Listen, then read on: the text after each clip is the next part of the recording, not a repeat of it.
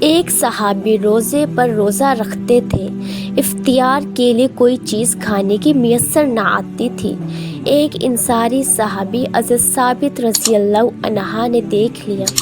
بیوی سے کہا کہ میں رات کو ایک مہمان کو لاؤں گا، جب کھانا شروع کرے تو تم چراغ کو درست کرنے کے بہانے سے بجھا دینا، اور اتنے مہمان کا پیٹ نہ بھر جائے خود نہ کھانا۔